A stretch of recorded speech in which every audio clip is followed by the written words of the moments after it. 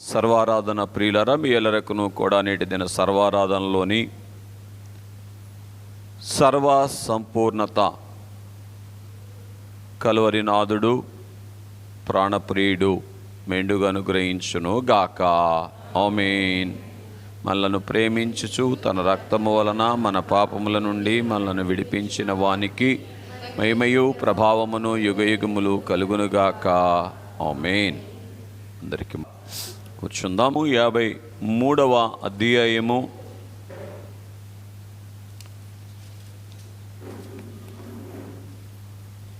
4వ వచనమును పఠించుకుందాం.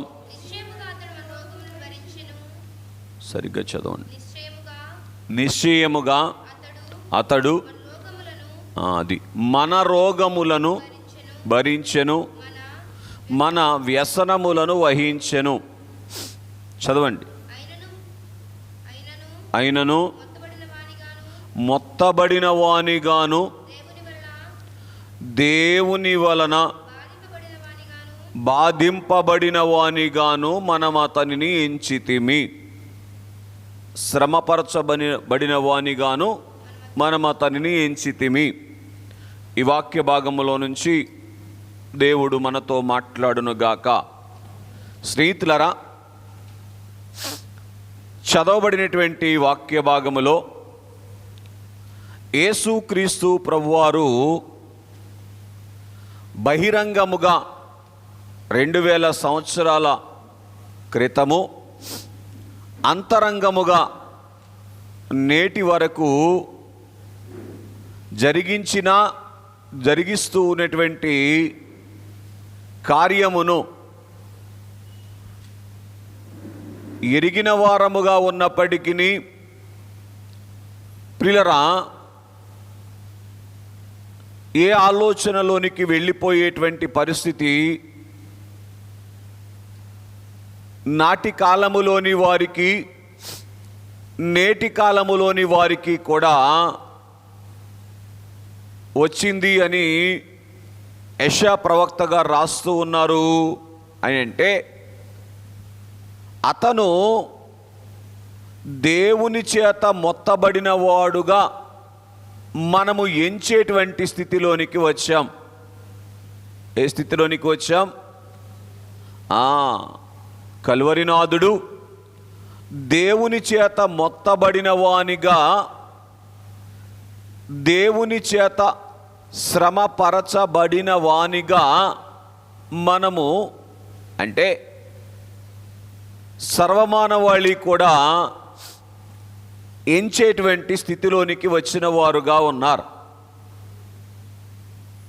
అంటే ఆ మాటలో ఉద్దేశం ఏమిటి అంటే, యేసుక్రీస్తు ప్రభువారు బహిరంగముగా నాడు అనుభవించినటువంటి సిలువ, బహిరంగముగా నాడు అనుభవించిన సిలువ, అంతరంగముగా నేడు అనుభవిస్తూ ఉన్నటువంటి సిలువలు కూడా అవి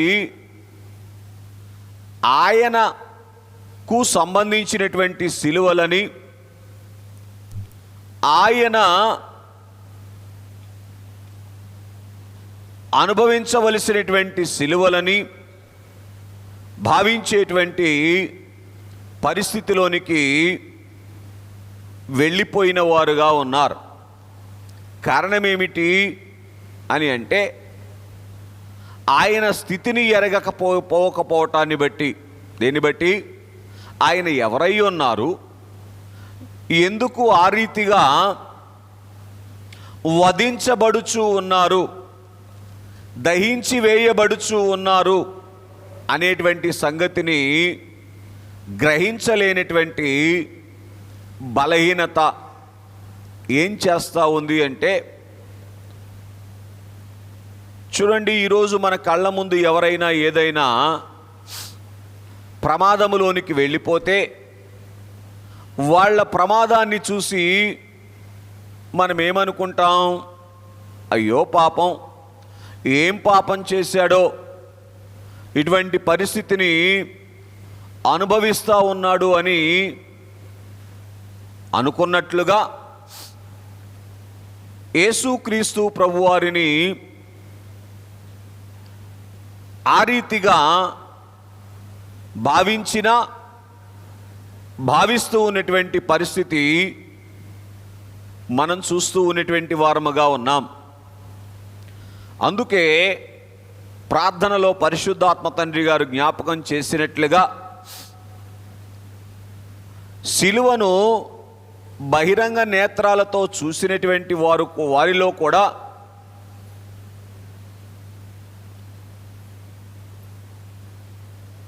ఇంచుమించుగా అందరూ కూడా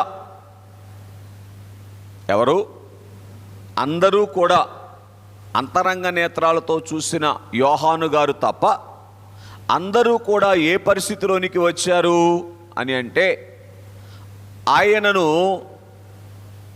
దూషించేటువంటి పరిస్థితిలోనికి వచ్చారు, అపహసించేటువంటి పరిస్థితిలోనికి వచ్చారు.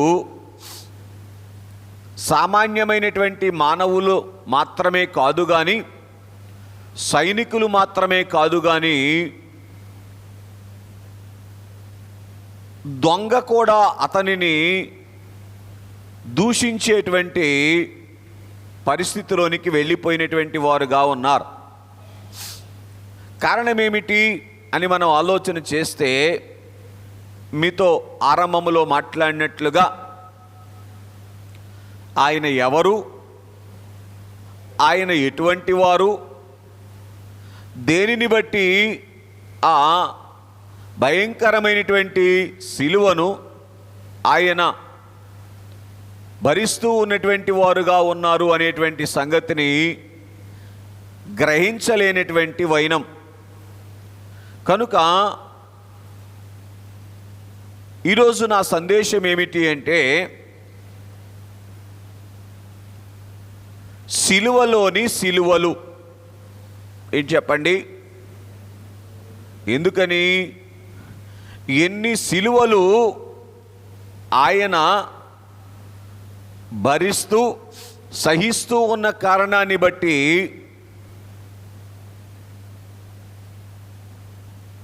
సిలువ మీదకి ఆయన చేరారు.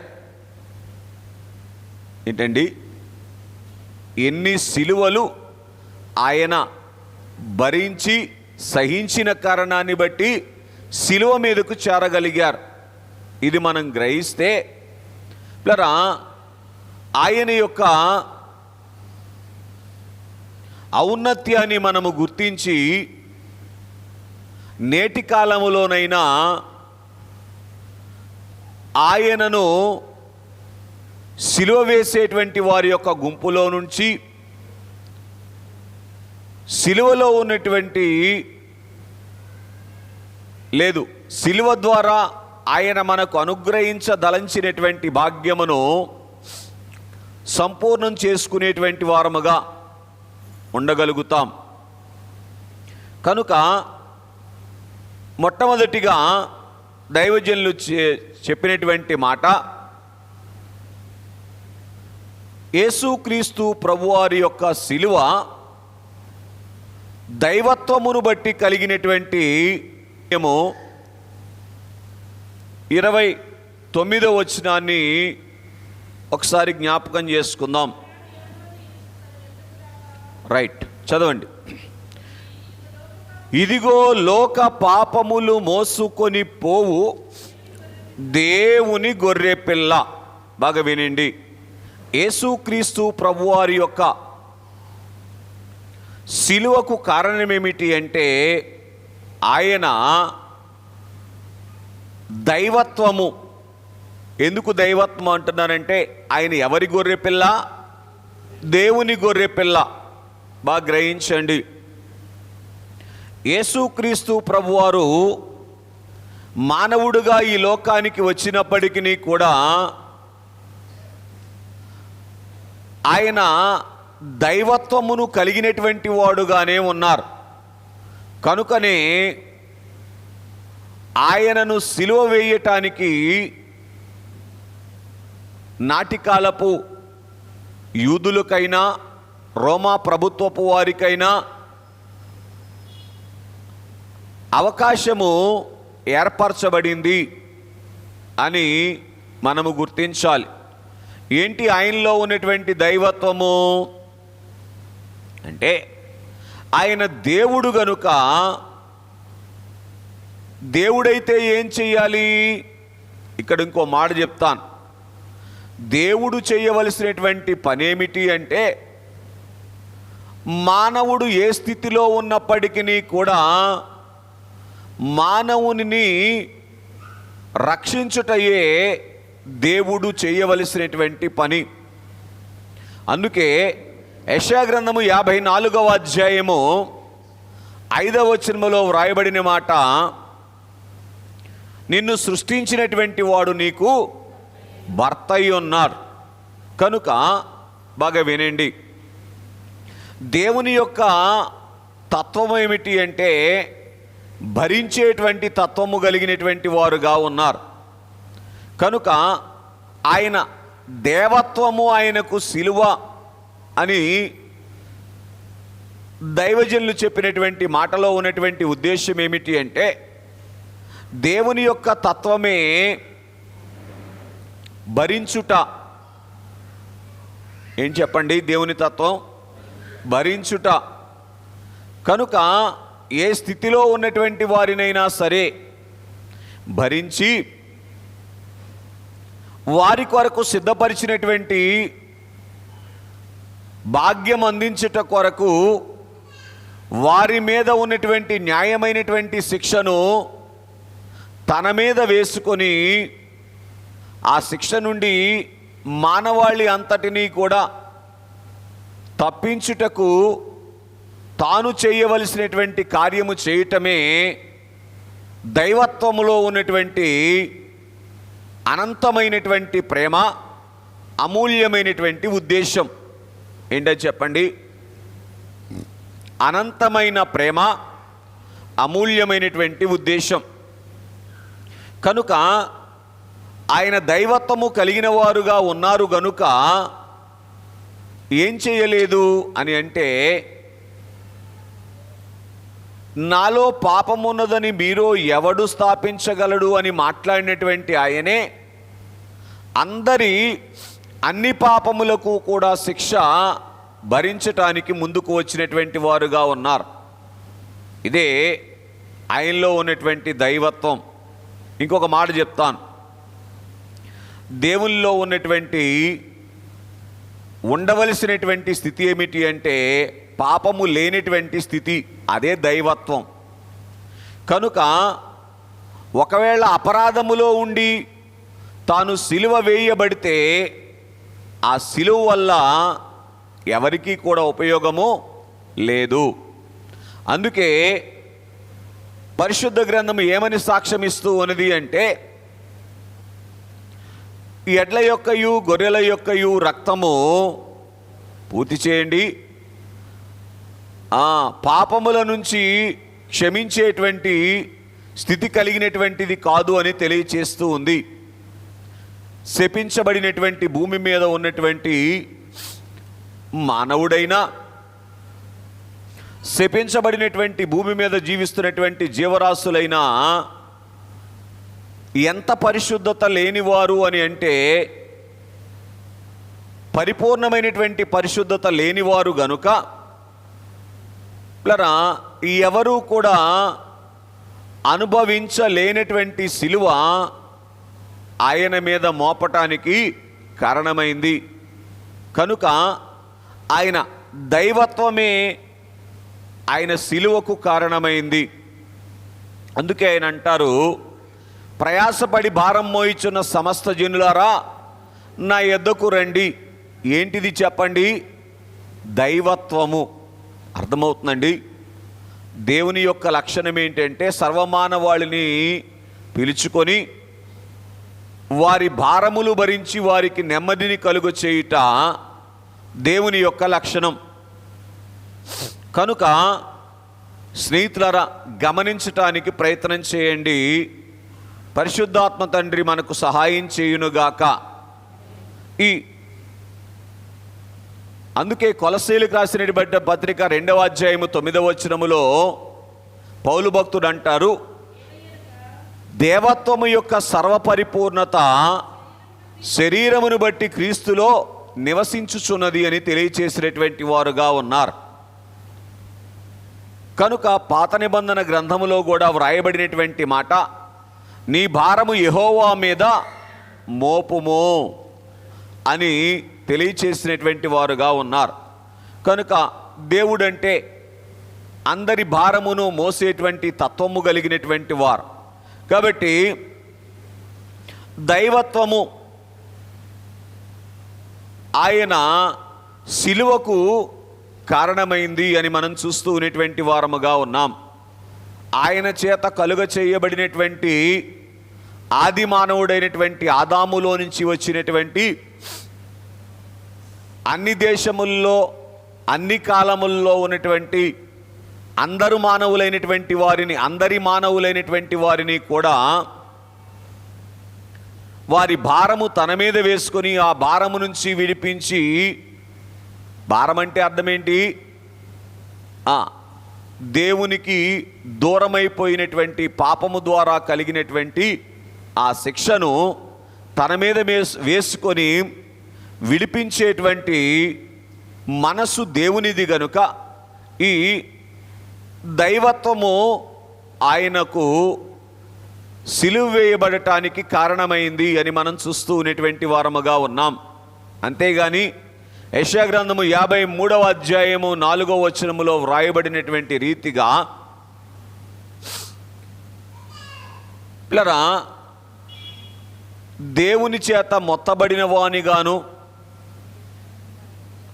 అలాగే శ్రమపరచబడిన వానిగాను మనము ఆయనను ఎంచుట కొరకు కాదు అని మనం గుర్తించవలసినటువంటి వారముగా ఉన్నాం.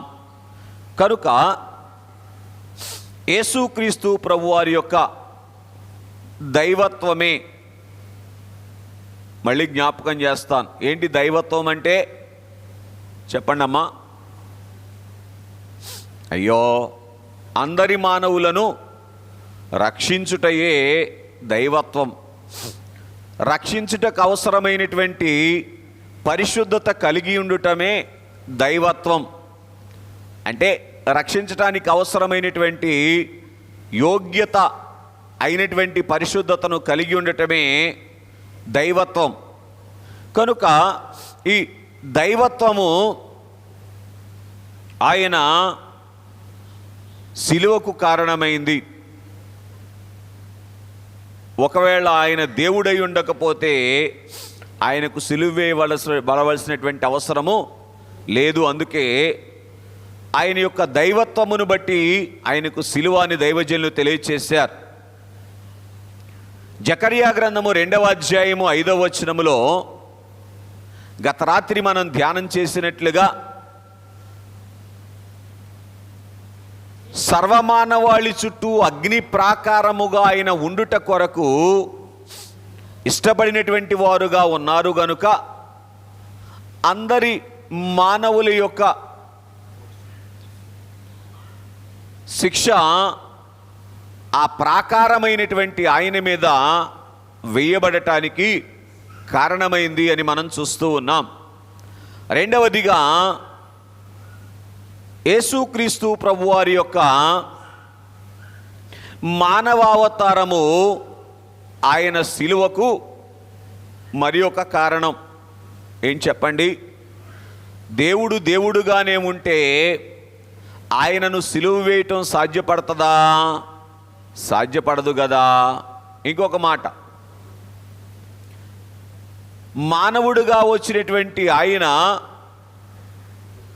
నేను దేవుని కుమారుణ్ణి అని చెప్పుకున్నారు గనుక మానవుడు అయినటువంటి ఈయన ఎలాగూ దేవుని కుమారుడు అని యూదులైనటువంటి వారు ఏం చేయటానికి ముందుకు వచ్చారు? ఆయనకి సిలువ వేయటానికి ముందుకు వచ్చారు.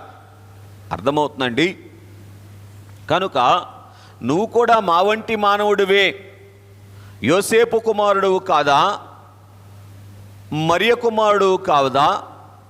యాకోబు సహోదరులైనటువంటి వారు నీ సహోదరులు కాదా? నువ్వేంటి దేవుని కుమారుణ్ణి అంటున్నావు అని మానవుడిగా వచ్చినప్పటికీ కూడా ఆయన దేవుని కుమారుడు గనుక మానవుడై ఉండి దేవుని కుమారుడు అంటున్నారు అనేటువంటి ఉద్దేశముతో ఆయనకు సిలువకు కారణమైంది. కాబట్టి మూడవదిగా మనం చూసినటువంటి వారముగా ఉన్నట్లయితే లూకా రాసిన సువార్త 23వ అధ్యాయము 21వ వచనాన్ని చదువుకుందాం. లూకా రాసిన సువార్త 23వ అధ్యాయము 21వ వచనం. అమ్మా, వారు వీనిని సిలువ వేయుము, సిలువ వేయుము అని కేకలు వేసిరి.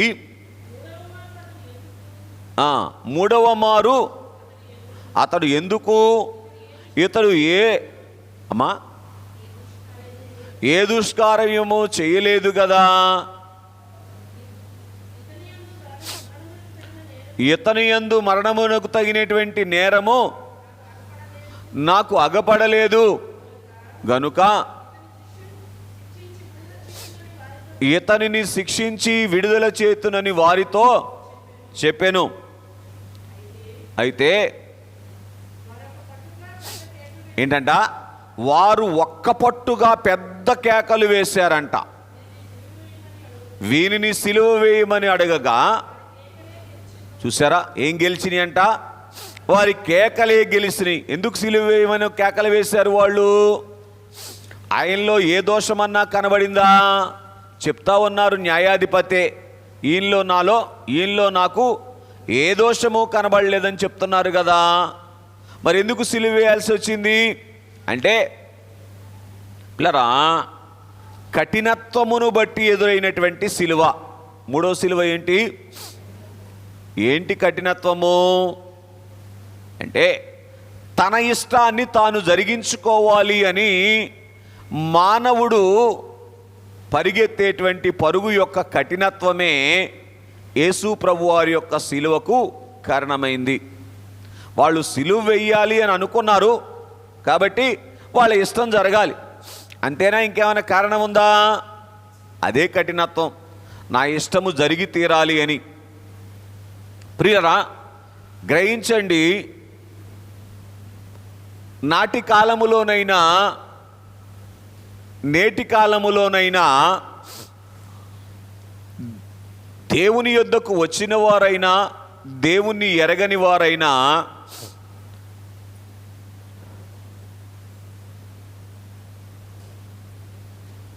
నా విషయములో దేవుని యొక్క ఇష్టమేంటి అని తెలుసుకొని దేవుని ఇష్టాన్ని జరిగించుకొనక,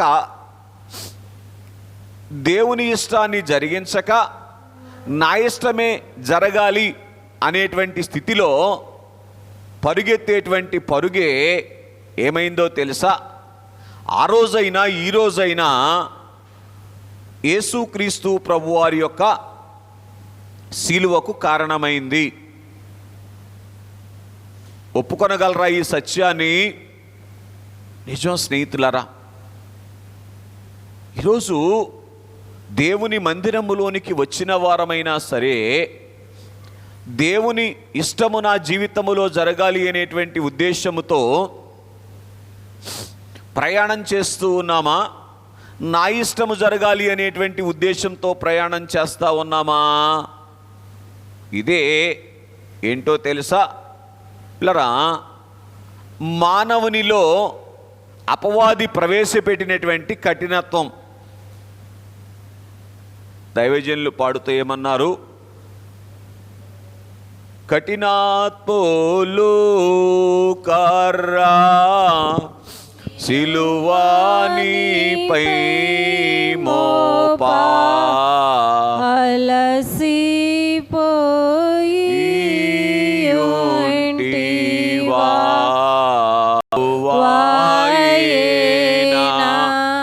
ఏంటి కఠినత్వం అంటే, ప్రభు చాలా వివరంగా చెప్పారు. నాలో ఏమైనా తప్పుంటే చూపించండి అని ఏం చేశారు? ప్రభు చెప్పారు, చూపించలేకపోయారు. కానీ వారు సిలువ వేయటానికే ముందుకు వచ్చినటువంటి వారుగా ఉన్నారు. పోనీ నేను మీకు ఏమైనా అసత్యం చెబుతున్నానా, ఇదైనా ఆలోచించుకోండి అని అన్నట్లుగా ఆయన మాట్లాడుతూ ఉన్నప్పటికీ కూడా ఎందుకు ఆయన్ని సిలువ వేశారు? సిలువేయాలి అనుకున్నారు కనుక ఇంకా ఏమి వినటానికి ఇష్టపడలా. ఆ రోజైనా ఈ రోజైనా ఏ మానవుడైనా గ్రహించాల్సినటువంటి సత్యమేమిటో తెలుసా?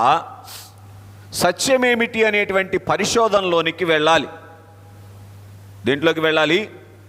అది సత్యమేమిటి అనేటువంటి పరిశోధనలోనికి వెళ్ళాలి తప్ప నాకు తెలిసిందే కరెక్ట్ అనేటువంటి ఆలోచన ఏం చేస్తుందంటే, ఏం చేస్తుందమ్మా? మనస్సును కఠినం చేసేస్తుంది. ఏంటి మనస్సును కఠినం చేయటం? నేను ఓడిపోకూడదు. ఏంటది? మానవునికి ఉన్నటువంటి మానవునిలో అపవాది ప్రవేశపెట్టిన నైజమేంటో తెలుసా? నేను ఓడిపోకూడదు అంతే. నిజం స్నేహితులరా, గమనించండి. దేవుడు మనకిచ్చినటువంటి 6 సంఘముల్లో ఒక సంఘములో ఉన్నటువంటి ఒక సహోదరికి ఇచ్చినటువంటి కుమార్తె దేవుణ్ణి ఎరగనటువంటి వారుగా ఉన్నారు. వారి మా అమ్మగారు మహిమలోనికి వెళ్ళారు, వాళ్ళ అమ్మమ్మ గారు మహిమలోనికి వెళ్ళారు. ఆ సందర్భంలో కొంచెం పలకరించడానికి ఆ ఇంటికి వెళ్ళాం, నేను పాస్టరమ్మ గారు. మాటల్లో మాట కొంచెం సువార్త ప్రకటించటానికి అవకాశం వచ్చినప్పుడు ఏదో వాదిస్తూ వెళతా ఉంటే ఆ సహోదరి సరైనటువంటి ఇల్లస్ట్రేషన్ అంటే అన్వయము పరిశుద్ధాత్మ తండ్రి అందించారు ఆ సమయానికి. ఇది ఇలా కదా అని అనగానే కొంచెం ఒక్క నిమిషం ఆలోచిస్తే సత్యం బోధపడేది. కానీ మీరు ఎన్నైనా చెప్పండి, మీరు చెప్పేది కరెక్ట్ కాదు అని అంటూ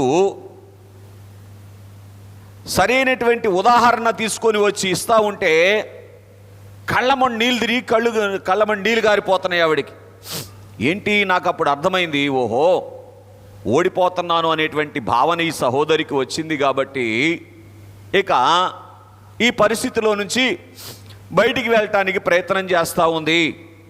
ఎందుకు ఈ మాట చెప్పాల్సి వస్తూ ఉందంటే, ఏ మానవుడైనా తన మనస్సులో ఉన్నటువంటిది సమస్తమును కూడా శూన్యము చేసుకొని ఒక గంట సేపు ఆలోచన చేయటానికి ప్రయత్నం చేస్తే సత్యమేమిటో గ్రహించటానికి దేవుడు ప్రతి మానవుల్లో కూడా ఏం పెట్టారో తెలుసా?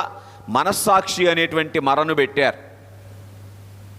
ఈ మనస్సాక్షి అనేటువంటి మర యొక్క నోరుని నొక్కివేయటమే కఠినత్వం. ఏం చెప్పండి? నిద్రపోయే వాళ్ళు చెప్పండి. చాలా అన్యాయం. నిద్రపోతే నుంచోబెట్టి మాట్లాడతా, మీరేమన్నా అనుకోండి నన్ను. ఎట్లాగీ 4 మాటలు నేర్చుకోకుండా కఠినత్వము అని ఏం చేసింది అంటే, ఎవరిలో ఉన్నటువంటి కఠినత్వము? నాటి కాలములో ఉన్న నేటి కాలములో ఉన్నటువంటి వారి యొక్క కఠినత్వం. నువ్వేం చేసినా సరే, నువ్వెంత మేలు చేసినా సరే, నేను మట్టికి నిన్ను సిలువ వేస్తాను. ఇదే కదా ఆ రోజు యూదుల యొక్క కఠినత్వం. ఇంకేమైనా తేడా ఉందా?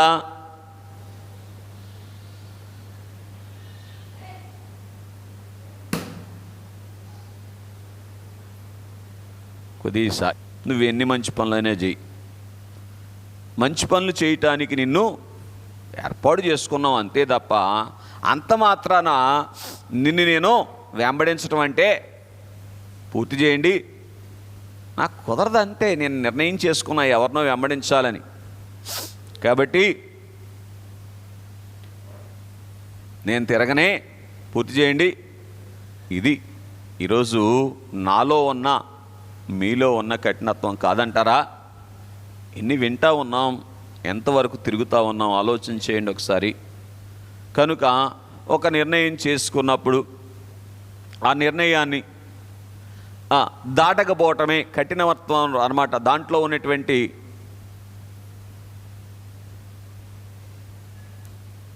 కనుక ఒక నిర్ణయం చేసుకున్నప్పుడు ఆ నిర్ణయాన్ని గురించి సక్రమమైనటువంటిదా, ఒకవేళ ఏమైనా తెలియక నేను పొరపాటులో ఉన్నానా అనేటువంటిది ఆలోచన చేసేటువంటి స్థితిలోనికి రాకపోవటమే కఠినత్వం అన్నమాట. ఫిక్స్డ్గా అయిపోయినటువంటి పరిస్థితి.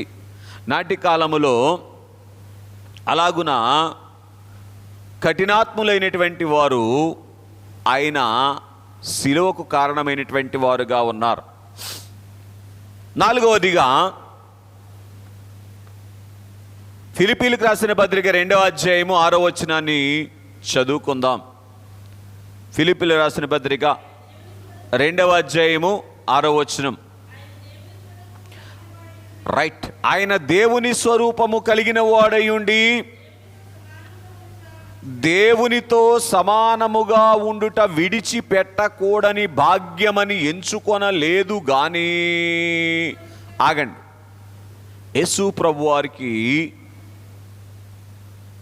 యేసు ప్రభువారి యొక్క శిలువకు కారణం ఏమిటి అంటే, విడిచిపెట్టకూడని భాగ్యాన్ని విడిచిపెట్టకూడనిదిగా ఆయన ఎంచలేదు. ఏ భాగ్యాన్ని? రైట్.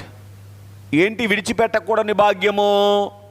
దేవునితో సమానముగా ఉండుట వాస్తవానికి విడిచిపెట్టే భాగ్యమేనా? విడిచిపెట్టే భాగ్యం కాదు కదా. కానీ దాన్ని ఎలాగెంచుకోలేదు ఆయన? ఇది విడిచిపెట్టకూడని భాగ్యము,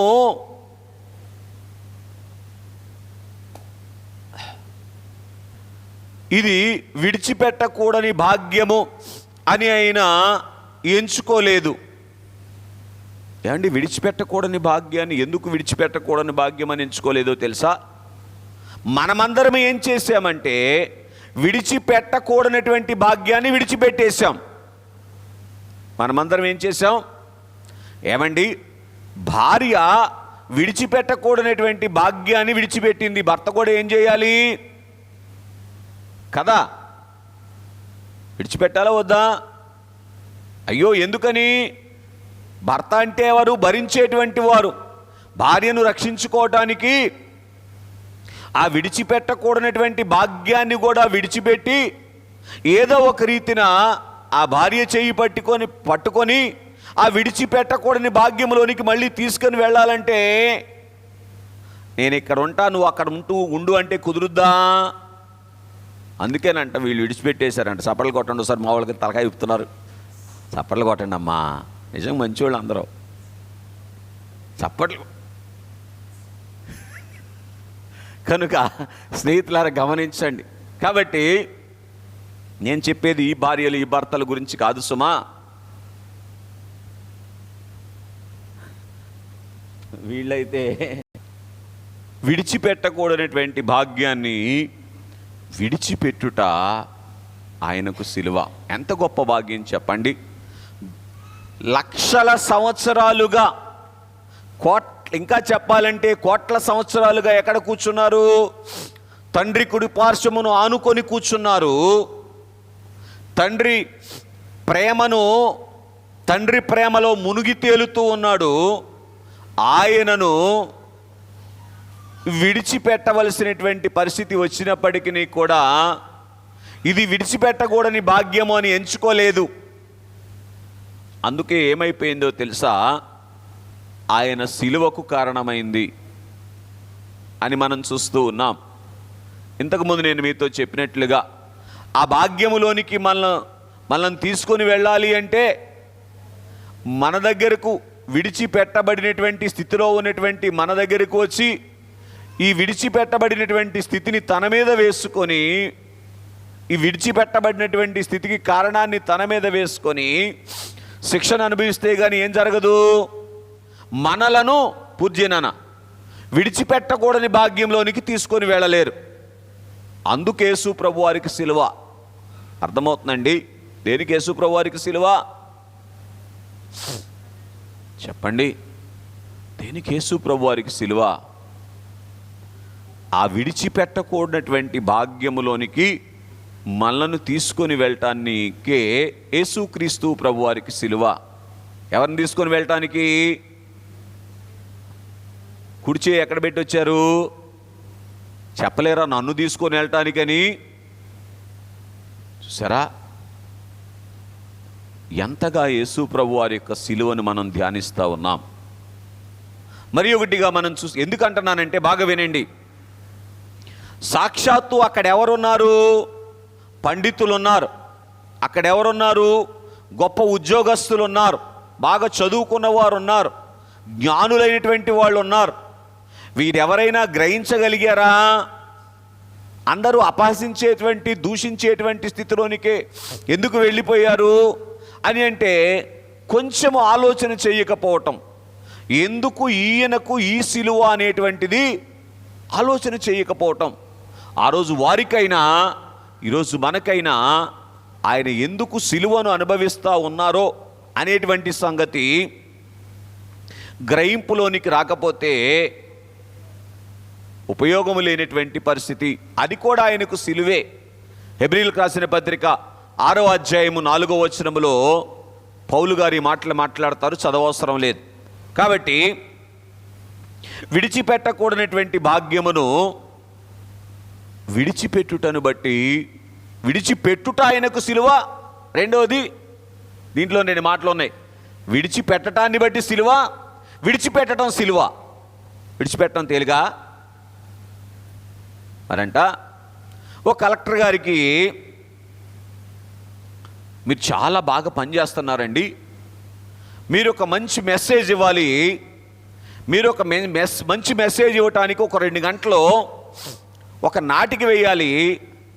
ఆ నాటికలో మీ ఇంట్లో పనివాడిలాగా మీరు నటించాలి అన్నారంట. నేను మంచోడినే కానీ అంత మంచి పని చేయలేను అన్నాడంట. ఏంటంట?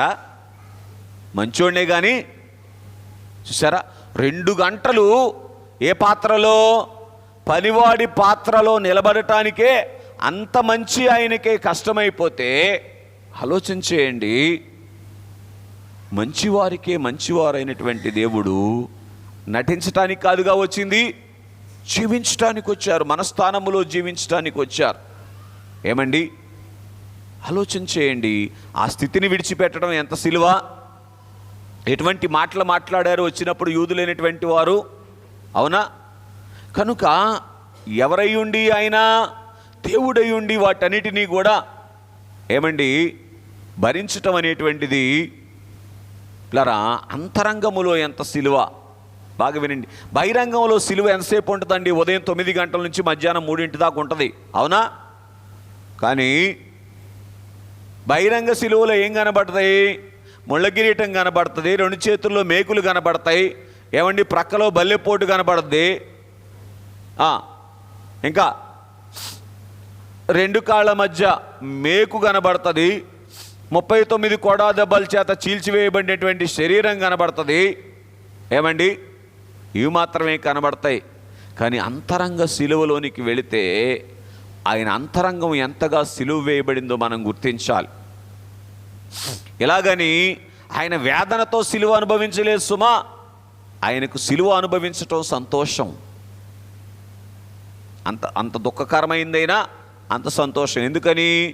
మన సిలువలు తీసివేయటానికి ఆయన సిలువ అనుభవించారు.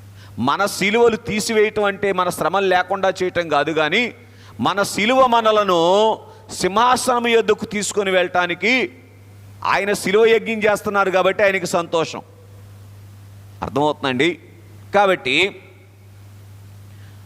విడిచిపెట్టకూడనటువంటి భాగ్యాన్ని విడిచిపెట్టుట ఆయనకు సిలువ.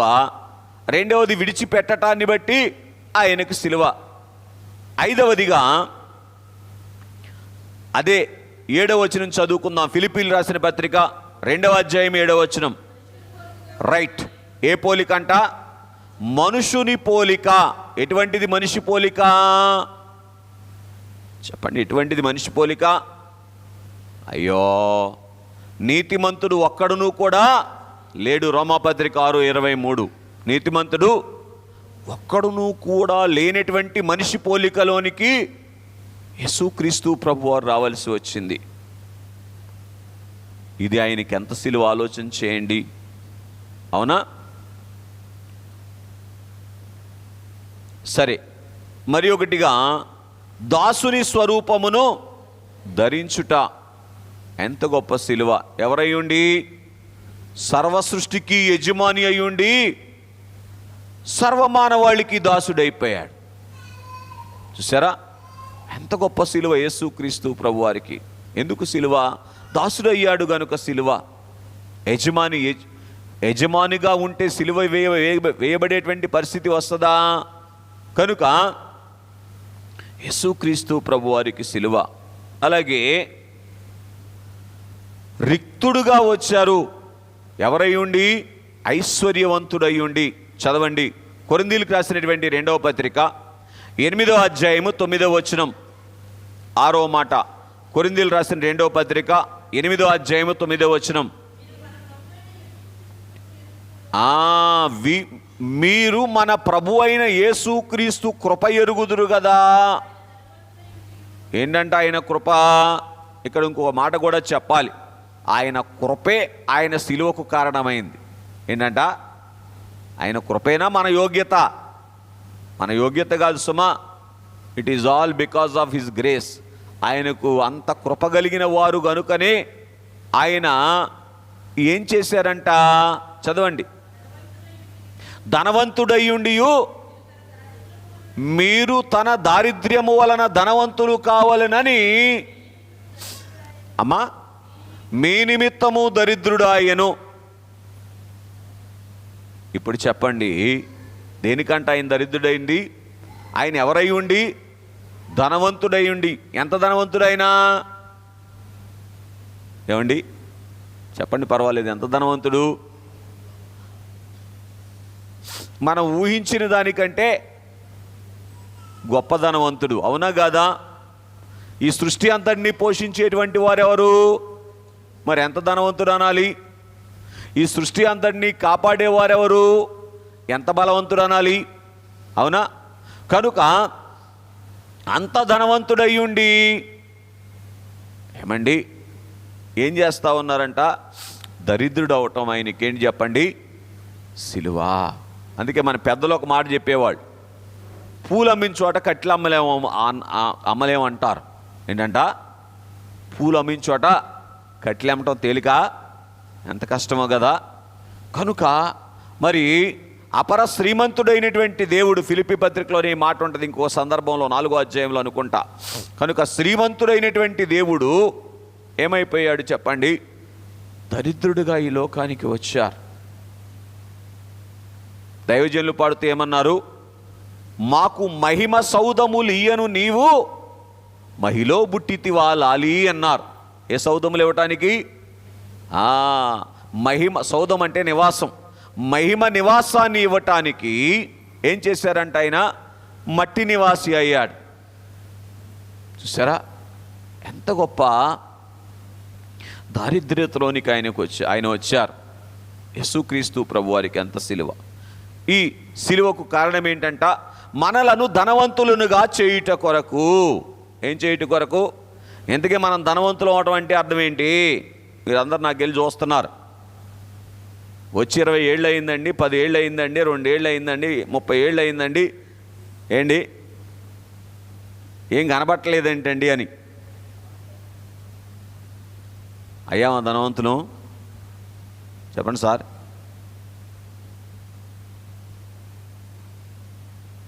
ఏంటి ధనవంతులు అవటం అంటే? కష్టము, కన్నీరు, దుఃఖము లేనటువంటి స్థలములో ఆయన సరసన కూర్చుండేటువంటి స్థితిలోనికి వెళ్ళటమే ధనవంతులు అవటం అంటే. అర్థమవుతుందమ్మా? శ్రీరామవరమా శ్రీరాంపురమా? ఫాతిమాపురం. కాబట్టి దేవుని యందు ప్రియ స్నేహితులారా గమనించండి, అర్థం చేసుకోవడానికి ప్రయత్నం చేద్దాం. ఏమిటి ధనవంతులు అవటం అంటే? పిల్లరా, దేవుని సరసన కూర్చునేటువంటి స్థితిలోనికి మనము రావటమే ధనవంతులు అవటం. రైట్. అలాగున్న ధనవంతులను చేయుట కొరకు ఆయన సిలువ. అందుకే లూకా రాసిన సువార్త 2వ అధ్యాయం 12వ వచనములో ఆయన ఈ లోకానికి వచ్చినప్పుడు ఎక్కడ పడుకోబెట్టారంట? పశువుల తొట్టి. కనుక స్నేహితులారా గమనించండి, ఎంత దీనమైనటువంటి స్థితి ఆలోచన చేయండి. అందుకే ఆయన మాట్లాడుతూ ఏమన్నారు? ఆకాశ పక్షులకు గూళ్ళున్నవి, నక్కలకు బొరియలున్నవి, చెప్పండి, మనుష్య కుమారునికి తలవాల్చుకోవటానికి స్థలము లేదు. చూసారా ఎంత ఏమండి ఏమనాలి చెప్పండి, దాన్ని లోక సంబంధముగా దరిద్రత కాదా? ఈ స్థితిలోనికి దిగి రావటం యేసుక్రీస్తు ప్రభు వారికి సిలువ. ఎవరి కోసం చెప్పున్నాను? ఎవరి కోసం? Very good. కనుక దేవుని యందు ప్రియ స్నేహితులరా గమనించండి, ఈ సంగతి గ్రహించగలిగితే ధన్యులం. మరి ఒకటిగా మనం చూస్తే యోహాను సువార్త 10వ అధ్యాయం 39వ వచనం. యోహాను సువార్త 10వ అధ్యాయం 39వ వచనం ఏంటంటే, వారు మరలా ఆయనను పట్టుకొన చూసిరి, కానీ ఆయన వారి చేతిలో నుండి తప్పించుకొని పోయెను. ఓరి నాయనో, ఏమండి, తప్పించుకొని పోవలసినంత అవసరత ఆయనకు ఉందా? చెప్పండి, ఉందా? ఆయన స్థితి ఏంటి? ఆయన ఒక్క చిన్న మాట ఆజ్ఞాపిస్తే, ఒక్క దేవదూత వస్తే, ఒక్క రాత్రి ఒక్క దేవదూత ఎంతమందిని సంహరించారు? మీరు ఆగండి, మీరు చెప్పండి. 180,000 మందిని సంహరించారు. అవునా? మరి ఎట్లాగ మీరు ఇవి కూడా తెలుసుకోపోతే. కాబట్టి నేను నా తండ్రికి ప్రార్థన చేస్తే 12 సేనా వ్యూహాల సైన్యాన్ని పంపించడా అని అన్నారు. అవునా? అంత గొప్ప బలవంతుడైనటువంటి దేవుడు ఏం చేసుకోవాల్సి వచ్చిందంట? తప్పించుకొని పోయారంట. సిలువ కాదా? అంటే మన భాషలో చెప్పాలంటే పారిపోయినట్లుగా కనబడ్డారు. ఎందుకు పారిపోయారో ఏమండి? యేసు ప్రభు వారు ఎందుకు పారిపోయారంటారు? అప్పుడు చెప్పండి ఒకసారి. రైతులారా గమనించండి, సిలువను అధిరోహించాలి గనుక తప్పించుకొని పోయాడు. దేవునికి మహిమ కలుగునుగాక. ఆయన అక్కడ వారి చేత పట్టబడితే ఏం వేయరు? ఆయనకి సిలువ వేయరు. సిలువ వేయకపోతే ఏం జరగదు? అయ్యో, ఆయన వచ్చినటువంటి కార్యం పూర్తి కాదు అని చేయలేదా? పూర్తి కాదు. కాబట్టి యేసుక్రీస్తు ప్రభువారు దేని కొరకు తప్పించుకొని పోయారు? సిలువ వేయబడుట కొరకు తప్పించుకొని పోయారు. సరా, ఎంత గొప్ప సిలువ ఆలోచన చేయండి. ఇలాగున ఏమండి, గెత్సెమనే తోటలో ఆయన్ని పట్టుకోవటానికి వస్తే రాణు వారితో ఏమన్నాడు? మీరు ఎవరిని వెతుకుతున్నారు అంటే, నజరేయుడైన యేసుని అని అనగానే, నేనే ఆయన్ను అనగానే ఏమైపోయారు వాళ్ళు? నేలను బోర్లా పడ్డారు కదా. అటువంటి ఆయనకి తప్పించుకొని పోవాల్సినటువంటి అవసరం ఉందా? అయినా తప్పించుకొని పోయారు. ఇది ఆయనకి సిలువ. గ్రహించండి స్నేహితులారా, ఆలోచన చేయటానికి ప్రయత్నం చేయండి. మరి ఒకటిగా మనం చూస్తే జకర్యా గ్రంథము 13వ అధ్యాయము 6వ వచనం. జకర్యా గ్రంథము 13వ అధ్యాయము 6వ వచనం. త్వరగా సహాయం చేయండి.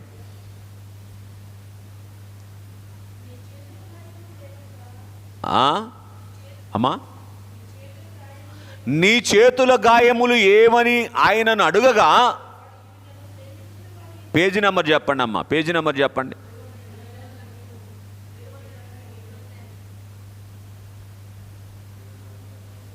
783. కొంతమంది ఎత్తుకుంటున్నారు, అందుకే పేజీ నెంబర్ చెప్పమంది. తీసారా? చదవండి. నీ చేతుల గాయములు ఏమనగా, అమ్మా, నన్ను ప్రేమించిన వారి ఇంట నేనుండగా. అది సంగతి. ప్రేమించిన వారిని బట్టి గాయములు కలుగుట ఆయనకు సిలువ. ఎవరిని ప్రేమించారు ఆయన?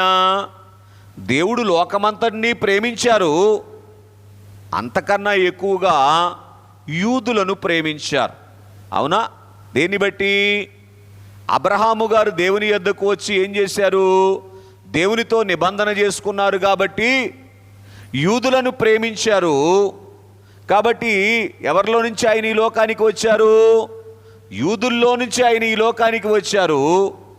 అంతగా 4000 సంవత్సరాలు వారిని సహిస్తూ, వారిని భరిస్తూ, వారి గర్భములో నుంచి ఈ లోకానికి వస్తే, అంతగా వారిని ఆయన ప్రేమిస్తే, ఒక సందర్భంలో ఆయన ఏమన్నారు?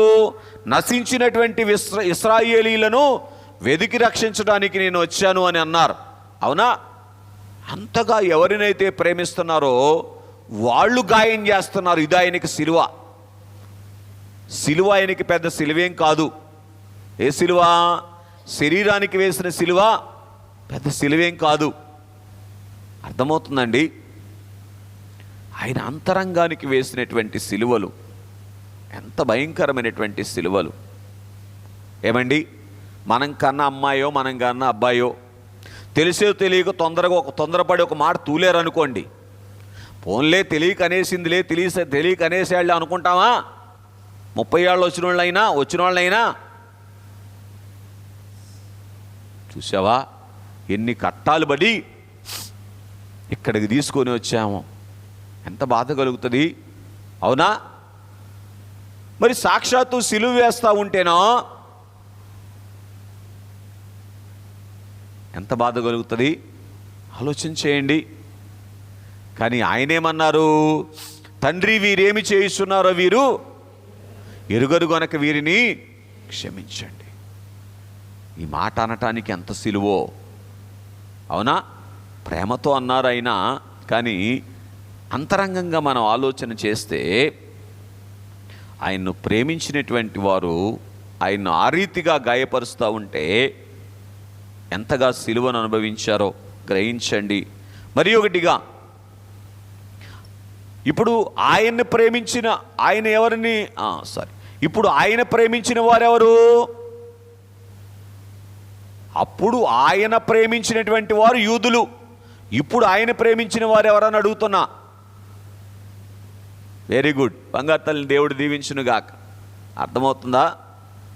ఎవరిని ప్రేమించారో తెలుసా? తన స్వరక్తమిచ్చి సంపాదించినటువంటి సంఘాన్ని ప్రేమిస్తూ ఉన్నారు. దేవునికి మహిమ కలుగునుగాక. ఏం చేయకూడదు? సిలువ వేయకూడదు. ఏం చేయకూడదు చెప్పండి? సిలువ వేస్తే ఏమవుతుంది? దానికి సిలువ వేద్దామంటే కనబడితే ఊకుంటాం ఏంటి? సిలువ వేయకుండా. అవునా? మరి ఇప్పుడు సిలువ వేయటం ఏంటి? ఆయన చేయవద్దు అన్నటువంటిది చేయటం, ఆయనకు సాక్షులుగా ఉండకపోవటం, ఆయన చేయమన్నది చేయకపోవటమే. పూర్తి చేయండి. ఏంటది? సిలువ. సిలువ ధ్యానానికి ఇంట్లో ముసుగేసుకొని కూర్చోవటమే సిలువ కదా ఆయనకి. ఎందుకని? సిలువ ధ్యానంలోకి వస్తే కదా సిలువలో ఆయన మన కొరకు చేసినటువంటి కార్యం మనకు కనబడుతుంది. కనుక ఈ సంగతిని పూర్తిగా గ్రహించకపోవటమే ఆయన సిలువ వేయటం. అవునా? గ్రహించండి. మరి ఒకటిగా మనం చూస్తే రోమీలకు రాసిన పత్రిక 5వ అధ్యాయం 19వ వచనం. రోమీలకు రాసిన పత్రిక 5వ అధ్యాయం 19వ వచనం. త్వరగా సాయం చేయాలి. ఎలాగనగా రైట్, ఒక మనుషుని అవిధేయత వలన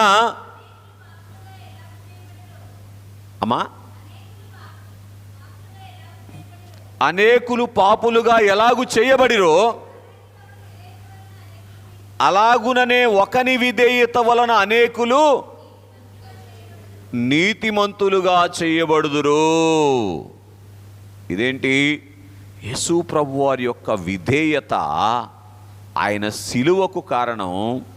మన అవిధేయత ఆయనను సిలువ వేసింది. ఏం చెప్పండి? అవిధేయత.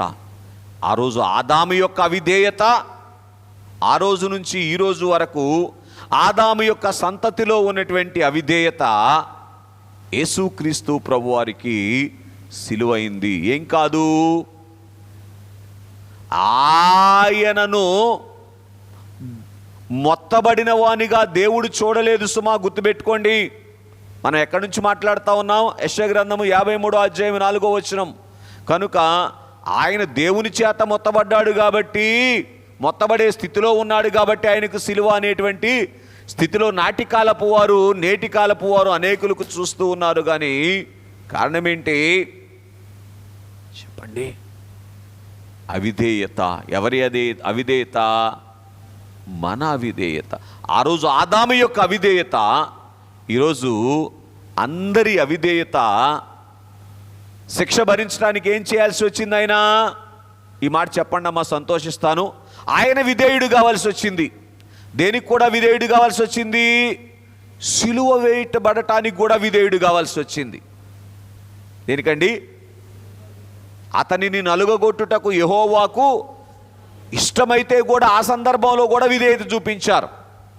లోకా రాసిన సువార్త 22:42 ఏమని ఉంటుంది? తండ్రి నీ చిత్తమే సిద్ధించునుగాక. ఎంత గొప్ప విధేయత చెప్పండి.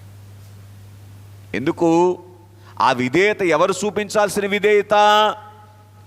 మనము నేను చూపించాల్సినటువంటి విధేయత నేను చూపించలేదు గనక ఆయన నీ పక్షముగా నా పక్షముగా విధేయత చూపించారు కాబట్టి ఆయనకు సిలువ. సరా, అవిధేయులమైనటువంటి మనలను ఏంటమ్మా? అవిధేయులమైనటువంటి మనలను విధేయులను చేయుట కొరకు ఆయనకు సిలువ. తండ్రి వారు అవిధేయులే కానీ నేను విధేయత చూపిస్తున్నాను కదా వాళ్ళ పక్షాన అని తండ్రి కుడిపార్శ్వానికి వెళ్ళి ఆయన మన పక్షంగా నిలబడటానికి ఏం చేశారు చెప్పండి? విధేయుడయ్యాడు. ఆ విధేయత ఆయనకి దేనికి కారణమైంది? సిలువకు కారణమైంది. సరే, ఒక్క చిన్న అవిధేయత ఎంత గొప్ప సిలువకు కారణమైంది. ఒకసారి పరిశీలన చేసుకుందామా? ఎన్ని సందర్భాల్లో అవిధేయత కనబరుస్తూ ఉన్నాం. రైట్, ఇంకొక అడుగు ముందుకు వస్తే యోహాను సువార్త 8:45 యోహాను సువార్త 8:45 నేను సత్యము చెప్పుచున్నాను గనుక, అది చదవండి. కనుక దేన్ని బట్టి యేసు ప్రభు వారికి సిలువ? సత్యము చెప్పటాన్ని బట్టి యేసు ప్రభు వారికి సిలువ. అర్థమవుతుందండి? ఏం చెప్పటాన్ని బట్టి? సరా, ఆలోచన చేయండి. ఏంటి ఆయన చెప్పిన సత్యం? ఆయనే సత్యం కదా. ఆయన చెప్పిందంతా సత్యం. ఈ దేవాలయాన్ని పడగొట్టండి, 3వ దినమున లేపుతానన్నాడు.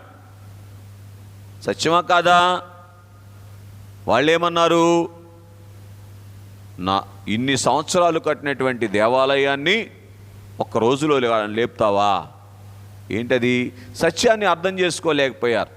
ఆయన మాట్లాడింది శరీరం అనేటువంటి దేవాలయం గురించి అయితే వాళ్ళు మాట్లాడింది యెరూషలేము దేవాలయం గురించి. ఆలోచన చేయండి. మా దేవాలయాన్ని పడగొట్టమంటావా? సరా,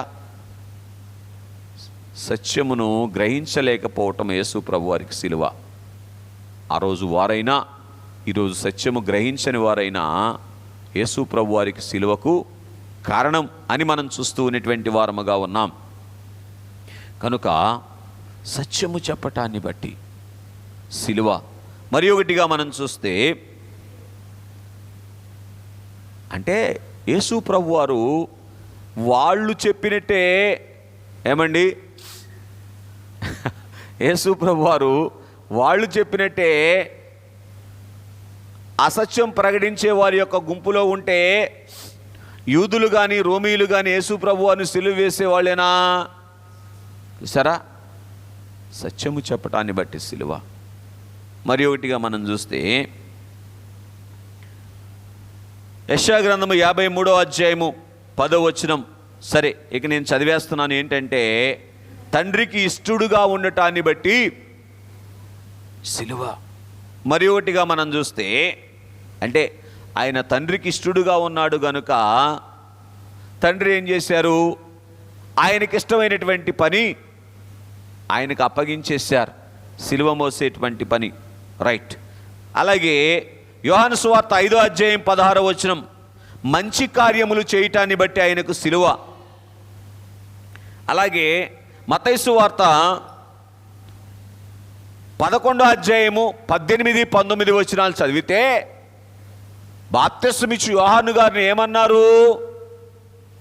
నువ్వు భోజనం చేయట్లేదు కాబట్టి నీకు దెయ్యం పట్టింది అన్నారు.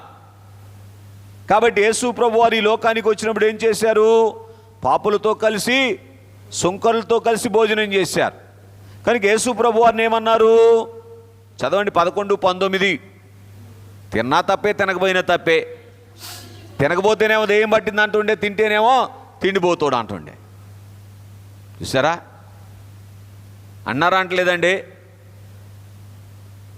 కనుక దేవుని యందు ప్రియ స్నేహితులారా గమనించండి, మిమ్మల్ని కాదండి, కనుక దేవుని యందు ప్రియ స్నేహితులారా గమనించండి. తిండిపోతువాడు అని ఆయన అంటాం యేసు ప్రభు వారికి సిలువ. రైట్. అలాగే మత్తయి సువార్త 12వ అధ్యాయం 24వ వచనములో ఏమండి? దయ్యాలను వెళ్ళగడుతూ ఉంటే ఏమన్నారు? దెయ్యం పట్టింది, నీకు పెద్ద దెయ్యం పట్టింది కాబట్టి చిన్న దెయ్యాన్ని అదేంటిది వదిలేస్తున్నావు అని అన్నారు. ఎంత గొప్ప సిలువ చెప్పండి, ఆలోచించేయండి. అలాగే లూకాసు వార్త 2వ అధ్యాయం 48వ వచనంలో మరియ యేసు ప్రభు వారి దగ్గరికి వచ్చి ఎందుకు ఇలా చేసావు అని అడుగుతా ఉంది. అంటే మాకు చెప్పకుండా ఎందుకు నువ్వు గుడికి వెళ్ళావు అంటుంది. అంతే కదా అక్కడ ఆయన చేసిన పని. సమాజ మందిరంలోనికి వెళ్ళి ఏం చేస్తూ ఉన్నాడు? పండితులతో వాక్యాన్ని వాదిస్తూ ఉన్నాడు యేసు ప్రభు వారు. ఏమండి? కాబట్టి వీళ్ళేమో తిరణాలు చూసుకుంటూ వెళ్ళారు. ఏం చూసుకుంటూ వెళ్ళారు? అక్కడ అదే జరిగింది సన్నివేశం. కనుక గమనించండి, ఇలాగున మరియ యేసు ప్రభు వారిని గద్దించటం యేసు ప్రభు వారికి సిలువ. అర్థమవుతుందండి? దేనికి? సమాజ మందిరంలోనికి వెళ్ళినందుకు ఎందుకు వెళ్ళావు? అవునా? రైట్. మరి ఒకటిగా మనం చూస్తే తిరణాల్లో ఎమ్మడబడి వెళ్తే ఏమన్నా అనేదే మరియా? ఏమన్నా అనేది అంటారా? ఆదివారం గుడి మానేసి 1000 రూపాయలు సంపాదించారనుకోండి, ఎవరైనా ఏమన్నా అంటామా మన పిల్లల్ని? అసలు వచ్చేవారికి వేడి నీళ్ళు పెట్టి ఉంచుతామా? సుమా ఆదివారం 10,000 రూపాయలు కలిసి వచ్చే పని మానేసి గుడికి వెళ్ళాడు అనుకోండి, ఏం చేస్తామండి? ఏమో నాకు తెలియదు. ఆలోచించేయండి స్నేహితులరా. యేసుక్రీస్తు ప్రభు వారికి సిలువ. మరి ఒకటిగా మనం చూస్తే కొరింథీయులకు రాసినటువంటి 2వ పత్రిక 5వ అధ్యాయం 21వ వచనం, పాపం ఎరిగినటువంటి ఆయన పాపముగా చేయబడుట సిలువ. అట్లాగే లూకా రాసిన సువార్త 23వ అధ్యాయం 33వ వచనం, ఇద్దరు దొంగల మధ్య సిలువ వేయబట్టం ఆయనకు సిలువ. ఎవరి మధ్య? అది సంగతి. తిడితే తిట్టాలి కానీ ఎవరు దూరకుండా తిట్టాలి, అవునా కాదు? కొడితే కొట్టాలి కానీ తోటికోళ్ళకి కనబడకుండా కొట్టాలి. ఒక ఆవిడ ఇలాగ అందంట, ఏంటది? మా ఆయన కుట్టినందుకు కాదు నాకు బాధ, తోటికోళ్ళ తెప్పుద్దని బాధ. చూసారా ఎంత భయంకరమైనటువంటి పరిస్థితితో యేసుక్రీస్తు ప్రభువారు అందరి ఎదుట సిలువ వేయబట్టం కాదు, ఇద్దరు నేరస్తులను ప్రక్కన పెట్టి మధ్యలో పెడితే ఈయన కూడా ఆయనతో సమానంగా చూసినట్లే కదా. ఎంత సిలువ ఆయనకి, ఆలోచించేయండి. దేవుని యందు ప్రియ స్నేహితులారా గమనించండి. ఇట్లరా మరి ఒకటిగా మత్తయి సువార్త 26వ అధ్యాయం 74వ వచనం, పేతురు ఆయనను ఎరగననుట సిలువ. మరంట పెద్దలు ఒక మాట చెప్తారు, ఇది చూడండి, లంక మేత గోదావరి ఈతకు సరిపోయింది అంటారు. లంక మేత గోదావరి ఈత సరిపోతుంది ఏంటి చెప్పండి ఒకసారి. లంకల్లో ఎక్కడో మేత దొరుకుతుందని చెప్పి, లంకలు ఎక్కడ ఉంటాయి? గోదావరి మధ్యలో ఉంటాయి. మేతకు తోలుకెళ్ళాడంట. తోలుకెళ్తే ఫుల్గా మేసిరి పశువులు. మళ్ళీ గోదావరి దాటి ఈదుకుంటూ వచ్చేవరకే మేత అరిగిపోయింది. సాయంకాలం వీళ్ళు తెబాలు పట్టుకుంటే లాగితే అంటుంది అది, ఏంటి ఎంత మేత వేసావుగా ఏంటంటే గోదావరి ఈత సరిపోయింది అంటుంది అది. అట్లాగే 3.5 సంవత్సరాలు యేసు ప్రభు వారు శిష్యుల కొరకు ప్రయాసపడితే ముగింపులో పెద్ద ఆయన ఏమన్నాడు? శిష్యుల్లో పెద్ద ఆయన. ఎంత భయంకరమైన పరిస్థితి ఆలోచన చేయండి. ఎంత సిలువది. నేను ఎరగనని అబద్ధమాడుట యేసు ప్రభు వారికి సిలువ. మత్తయి సువార్త 26:53 ఏమండి? తండ్రిని వేడుకొనగలిగియుండి వేడుకొనకుండుట సిలువ, రైట్. మత్తయి సువార్త 26:45 యోధా ముద్దు పెట్టుకుని అప్పగించుట యేసు ప్రభు వారికి సిలువ. మత్తయి సువార్త 26:40-41 సైనికులు అక్కడ ఉన్న వారందరూ కూడా దూషించుట అపహసించుట యేసు ప్రభు వారికి సిలువ. మత్తయి సువార్త లూకా సువార్త 23:39 దొంగ దూషించుట సిలువ. మత్తయి సువార్త 16:22 శిష్యుల్లో పెద్ద ఆయన అంటాడు సిలువ నీకు దూరమగునుగాక అంటాం ఆయనకి సిలువ. చివరిగా లూకా సువార్త 23:28 యెరూషలేము కుమార్తెలైనటువంటి వారు ఏడవటం ఆయనకి సిలువ. సిలువను చూసి ఏడిస్తే ఆయన్ని ఏం చేసినట్టంట? సిలువ వేసినట్లు. మరి ఏం చేయాలి? సిలువను చూసి పశ్చాత్తాప హృదయముతో మన అపరాధముల నిమిత్తము దుఃఖించి అపరాధములను ఒప్పుకొని నా అపరాధముల కొరకు సిలువ వేయబడిన తండ్రి, ఏంటది? కళ్ళజోళ్ళు ఉన్నోళ్ళు ఛాన్స్ కొట్టేశారు. వాళ్ళు నిద్రపోతున్నారు, మెలుగుకున్నారు, నాకు కనపట్ల. కాబట్టి నా అపరాధముల నిమిత్తము సిలువ వేయబడిన తండ్రి నీకు స్తోత్రమని ఆనంద బాష్పాలు రాల్చాలి అన్నారు అయ్యగారు. కనుక అలాగున ఆనంద బాష్పాలు రాల్చలేనటువంటి స్థితి, ఆయన సిలువను చూసి కన్నీరు కార్చేటువంటి స్థితి యేసుక్రీస్తు ప్రభు వారికి సిలువ. సిలువను చూసి కన్నీరు కార్చడం అంటే అర్థం ఏంటో తెలుసా? ఆయన మీద జాలి పట్టడం. ఆయన వచ్చిందే సిలువను అనుభవించడానికి వస్తే ఏమండి, మరి ఆయన సిలువ అనుభవించకుండా ఏం చేస్తారు? ఆ సిలువ ఎందుకు అనుభవించారో మనము గ్రహించకపోవటం ఆయన సిలువ వేసినటువంటి పరిస్థితి. కనుక ఈ రీతిగా యేసు ప్రభువారి యొక్క సిలువలో చెప్పున్నాను అంశం ఏంటి? అనేకమైన సిలువలు ఉన్నాయి. ఈ సిలువలన్నిటినీ ధ్యానిస్తూ ప్రతి సిలువను బట్టి మనం అందుకోవలసినటువంటి సింహాసన భాగ్యాన్ని అందుకుందాం. ఆ సిలువలు మన ద్వారా కలగకుండానట్లుగా తీర్చిదిద్దబడదాం. అదే సింహాసన భాగ్యాన్ని అందుకోవటం. అట్టి ధన్యత ప్రాణప్రియుడు మనలకు అనుగ్రహించునుగాక. ఆమేన్. ప్రకటన